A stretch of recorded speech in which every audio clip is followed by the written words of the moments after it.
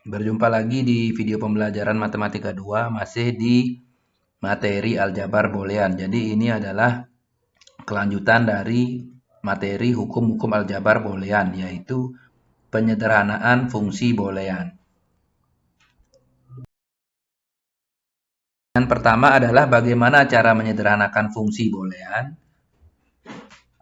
Kembali lagi, caranya adalah dengan menggunakan hukum-hukum aljabar boolean. Jadi hukum-hukum aljabar boolean yang sudah kita pelajari sebelumnya itu akan digunakan untuk menyederhanakan fungsi boolean.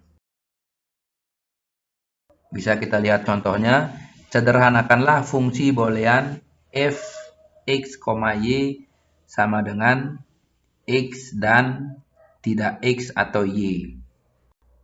Jadi dibaca seperti logika. Tanda kali dibaca dan tanda tambah dibaca atau. Untuk aksen itu dibaca tidak.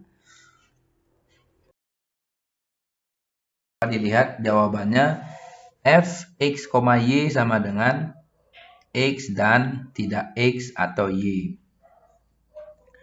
Kemudian dengan menggunakan hukum distributif bisa dilihat di hukum-hukum aljabar boolean. Jadi dulu sudah saya katakan bahwa tidak harus dihafal hukumnya, tetapi bisa dipahami dan digunakan sesuai dengan karakteristik soalnya.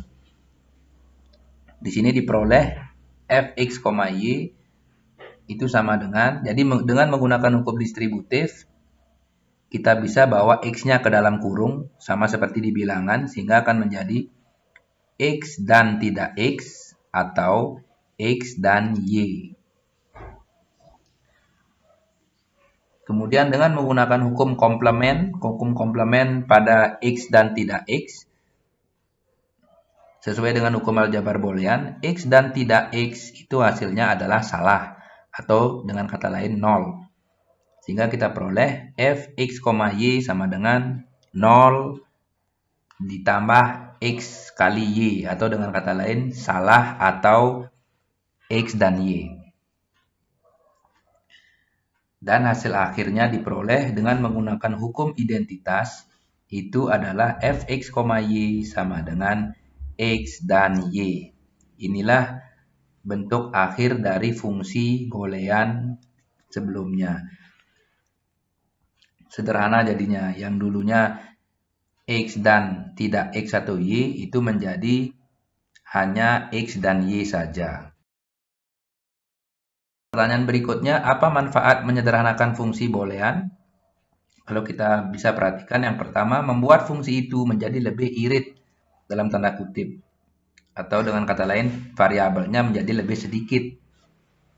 Yang kedua adalah lebih mudah mencari nilai fungsi itu. Contoh,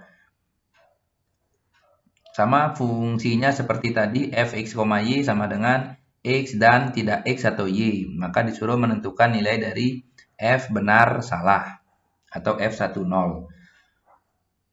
Tadi kan sudah disederhanakan. Fungsi dari x dan tidak x atau y itu bentuk akhirnya adalah x dan y.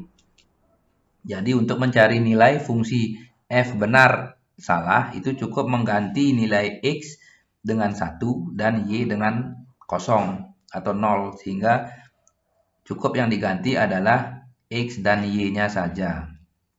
Sehingga di sini hasilnya benar dan salah, yang menghasilkan hasilnya salah atau 0 sesuai dengan tabel kebenaran dari konjungsi dan. Ini sebagai latihan bisa dicoba dikerjakan. Ada fungsi booleannya, kemudian tentukan nilai dari fungsi boolean itu. Untuk pertanyaan atau hal yang bisa didiskusikan bisa dilanjutkan di grup kelas atau di WA. Terima kasih, sampai ketemu lagi di video pembelajaran berikutnya. Tetap jaga kondisi dan tetap semangat.